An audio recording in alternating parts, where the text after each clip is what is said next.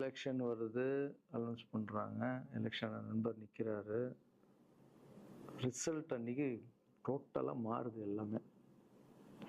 அப்படியே தலைகீழா ஆகுது. புரட்டி போடுறாரு சரித்திரத்தை. வேற அம்மா முதல்ல தெரிஞ்சது எங்க அம்மாவை தான். அம்மா எனக்கு ரொம்ப ஆசையாயிடுச்சுன்னா எங்க அம்மா மேல, அம்மா பேரு கண்மணி. ஏ கண்மணி அப்படின்னு தான் கூப்பிட்டு போவேன். எங்கன்னு கூப்பிட்டு போனா அம்மா கண்மணி. என்னடா இவ்வளவு உஷாரா வர, என்ன விஷயம்? இங்க வா, உங்ககிட்ட தான் பேசணும். நீ என்னம்மா சொன்ன? பணம் கொடுத்தாதான் ஓட்டு போடுவாங்க, ஜாதி இருக்கு, மதம் இருக்கு, புது ஆளுங்களை வர விட மாட்டாங்க, ஜெயிக்க முடியாது, இதெல்லாம் சொன்னல. நண்பர் ஜெயிச்சிட்டார் பத்தியாம்மா. அந்த ஒரே ஒரு முகத்துக்காக ஓட்டு போட்டிருக்காங்க. நம்பிக்கையான ஆள் வந்தா போடுவாங்கம்மா, நல்லவங்கலாம் வரலாமா, புரிஞ்சுக்கம்மா, என்ன விடுமா. இப்ப என்னம்மா சொல்ற அப்படின்னு கேட்டேன். முதல் முறையா எங்க அம்மா முகத்துல ஒரு சிரிப்பை பார்த்தேன். ஆமா கண்ணா, அந்த புள்ள எல்லாத்தையும் மாத்திடுச்சு. இவ்வளவு பெரிய வெற்றி அடி வரும்னு நான் எதிர்பார்க்கலப்பா.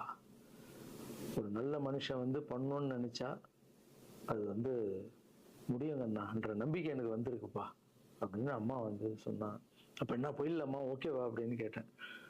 போகண்ணா, நீ நினைச்ச மாதிரி பண்ணு அப்படின்னு அம்மா வந்து சொன்னோன்னு காலில் சாப்பிட்டாமா வந்தேன்.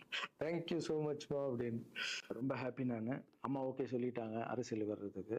இப்போ நான் தாய்க்கு நிகரான்னு நினைக்கிறேன். என் ரசிகர்கள் கேட்குறேன், நான் அரசியலுக்கு வரலாமா?